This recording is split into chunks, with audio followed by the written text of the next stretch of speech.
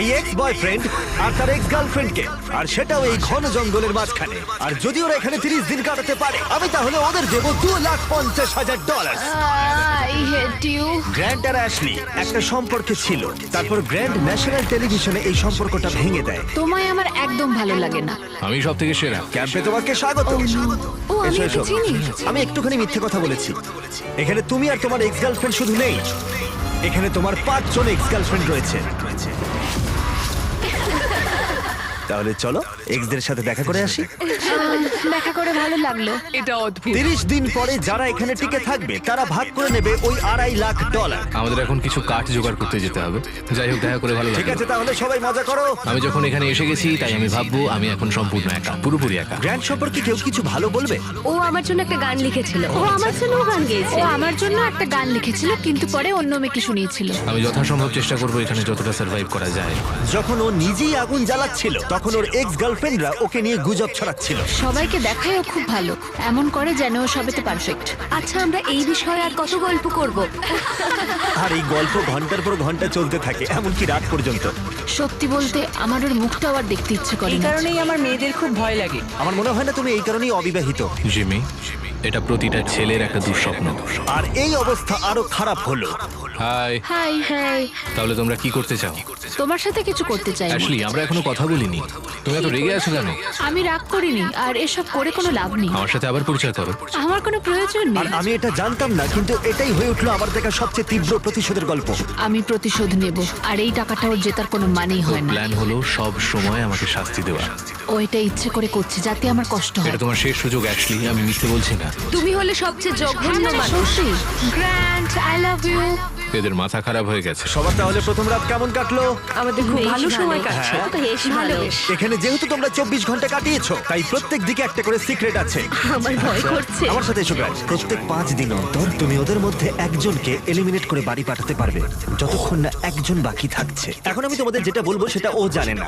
তোমাদের 5 জনের সিক্রেটটা হলো, শেষ পর্যন্ত যে এক্স টিকে থাকবে সেই গ্র্যান্টের কাছ থেকে সমস্ত টাকা ছিনিয়ে নিয়ে তাকে বাড়ি পাঠাতে পারবে। এটা বেশ ভালো কর্মের ফল। 3 নম্বর দিনের সকালে গ্র্যান্ড খুব ভোরে ঘুম থেকে উঠেছিল, আর ওঠার পরেই শেল্টার তৈরি করতে লেগে পড়েছিল। আর তোমরা বুঝতেই পারছো মেয়েরা খুব একটা খুশি ছিল না। সকালে এরকম আওয়াজ করছে কেন? বিরক্ত লাগছে। গ্র্যান্ড, তোমার কাছে টেন্ট আছে, তোমায় বাড়ি বানাতে হবে না। ও, এটা সত্যি পাগলার মতো। ওরা বললো যে আমার কোনো প্রয়োজন নেই বাড়ি বানানোর, কারণ একটা টেন্ট আছে। কিন্তু আমি বলবো বাড়ি বানাতে হবে কারণ ঠান্ডা পড়ে যাবে। ক্যাম্পিং করতে আমার কখনোই ভালো লাগতো না, আর আমি সত্যি বলতে এখনো একদমই ভালো লাগছে না। আমি জানি না এখানে কতক্ষণ টিকবো, কারণ এখানে সবাই মজা করার জন্য এক্সারসাইজ করে, আর আমি মজা করার জন্য ঘুমাই। জিমি এই বিষয়টা এমন ভাবে সাজিয়েছে যে আমাকে প্রায় একটা ধাঁধার মধ্যে থাকতে হচ্ছে। বেশিরভাগ মানুষই তাদের সমস্ত ভুল নিয়ে এক জায়গায় 30 দিনের জন্য থাকতে পারে বলে মনে হয় না। Good morning.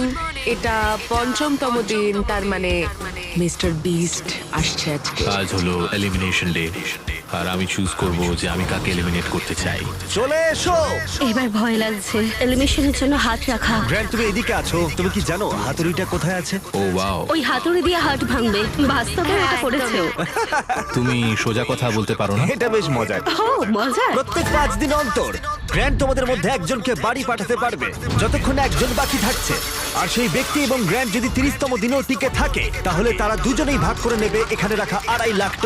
যারা এলিমিনেট হবে তারা কিছুই পাবে না মনে হয়। না, ওয়াও। কি? ওয়াও, এটা আমি আশা তাহলে এখানে 20 দিন থাকতেই পারো। কিছু না পাওয়ার জন্য। গ্র্যান্ড, তুমি লাকি। তুমি পাবেই পাবে।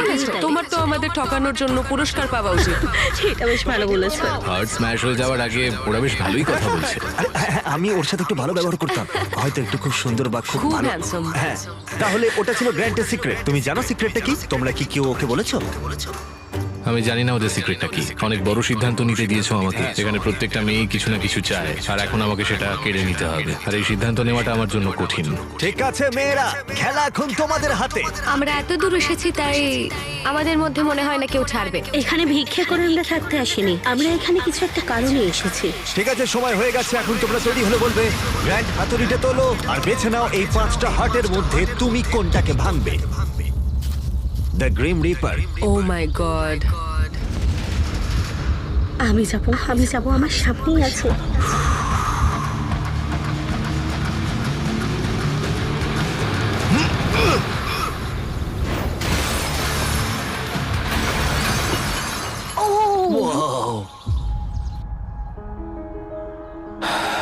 তাহলে গ্র্যান্ট আমাকে বলো, তুমি কেন এমিকে এলিমিনেট করলে? তুমি ওই কথাটা বলার আগে অবধি আমি ঠিক ছিলাম। তোমার তো আমাদের ঠকানোর জন্য পুরস্কার পাওয়া উচিত। আমরা অন্য কোনো সময় এই নিয়ে কথা বলবো। শুধু আমার কমেন্ট করা নিয়ে ব্যাপারটা এত দূর চলে গেল। আমার এখানে আসাটাই ঠিক হয়নি।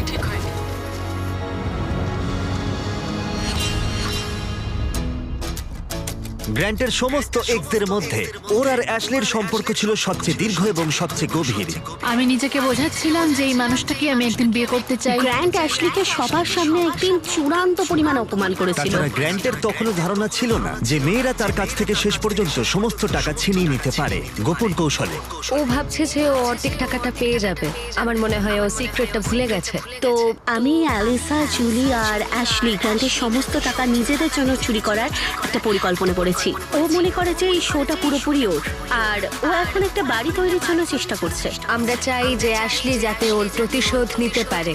আমার শুধু একটাই লক্ষ্য, আমি পুরো খেলাটা শেষ অবধি যাব আর এই টাকাটা আমি জিতবো। আর ওদের পরিকল্পনার প্রথম অংশ ছিল গ্র্যান্টের কাছে অ্যাশলিকে খারাপ করে তোলা। এবার সময় হয়েছে আমার নাটক শুরু করার। আমার এরকম দেখাতে হবে যেন আমি কাজ। এটা একটা ভালো আইডিয়া। এই অ্যাশলি, আমরা কি একটু কথা বলতে পারি?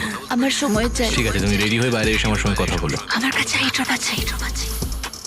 ষড়যন্ত্র করা তো এবার আমি শুরু করব। আমি জানি আমি যা করেছি তার জন্য তুমি আমার উপর বিরক্ত।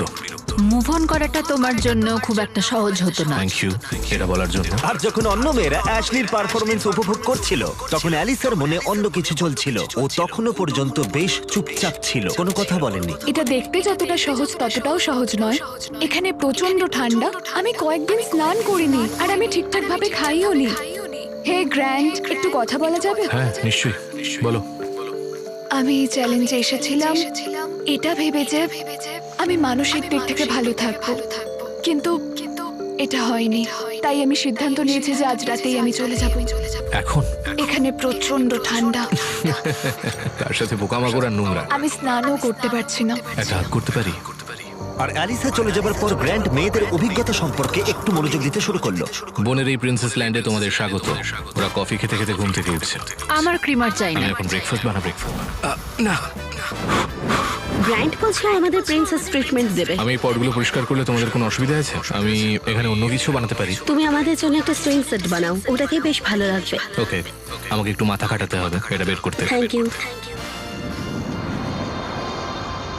ঠিক আছে, ওরা চাই আমি একটা সুইং সেট বানাই এবং আমি সেটাই করতে চলেছি। যেমনটা আমি ভেবেছিলাম, এই মরুভূমিতে থাকা এবং একসাথে কাজ করা, যেমন এই সুইং সেট এবং গ্র্যান্টের শেল্টার, মনে হচ্ছিল এখানে সবাই একসাথে কাজ করতে শুরু করেছে। বোঝা যাচ্ছিল। শুধুমাত্র এটাই ভাবতে হবে যে আমি ওর থেকে এই $2.5 লাখ ছিনিয়ে নেব। আমি হয়তো একটু বেশি আশা করে ফেলেছিলাম, হয়তো একটু বেশি, কিন্তু যাই হোক, এখন 10ম দিন, তার মানে চেক ইনের সময় চলে এসেছে। আর যেহেতু অ্যালিসা আগে ভাগেই চলে গিয়েছিল, তাই আমি কন্টেস্টেন্টদের কাছে এমন কিছু পাঠালাম যা ওরা আশা করেনি। সবাইকে স্বাগত। গত 5 দিন তোমাদের কেমন কাটলো সেটা আমাকে বলো। অনেক পরিশ্রম হয়েছে, ওদের জন্য একটা সুইং সেট তৈরি করেছি। যদিও ওদের মধ্যে আমরা একজনকে হারিয়ে ফেলেছি, এখন আর 3 জন অবশিষ্ট আছে। ও, এটাকে এখন আমি তুলে ফেলি। অ্যালিসা, আচ্ছা, তাহলে গ্র্যান্ড তোমাকে আজকে রাতে খুব বড় সিদ্ধান্ত নিতে হবে। তোমাকে এই এক্সদের মধ্যে একজনকে বেছে নিতে হবে, যার সাথে তুমি একটা বিলাসবহুল কেবিনে যেতে পারো, যার মধ্যে একটা দারুণ শাওয়ার, হট টাব আর সব রকম সুবিধা। ও আমি ঠিক আমি আছে। যাব না। আমার মনে হয় অ্যাশলি আর গ্র্যান্টের অনেক কাজ বাকি আছে। এটা কিন্তু বন্ডিং এর জন্য ভালো হবে। নিশ্চয়ই। এবার পুরোপুরি এটা তোমাদের সিদ্ধান্ত। অ্যাশলি, চলো এটা করা যাক। Thank you guys so much. আমার মনে হয় কেবিনের ভেতরের জিনিসগুলো নিয়ে তোমরা একদমই ইন্টারেস্টেড নও। আমরা ঠিক যেমনটা ভেবেছিলাম সেইভাবেই খেলাটা এগোচ্ছে। ওয়াও। কেবিনে পৌঁছানোর পর মনে হতে লাগলো যে গ্র্যান্ট এবং অ্যাশলি আসলে ওদের সম্পর্ক ঠিক করছে। এটা একটা ট্রিটের মতো ছিল। তোমাদের হয়তো এটা জেনে ভালো লাগবে যে আমাদের মধ্যে আর কোনো খারাপ সম্পর্ক নেই। মানে এটা যতক্ষণ না ঘটছে। এই তো।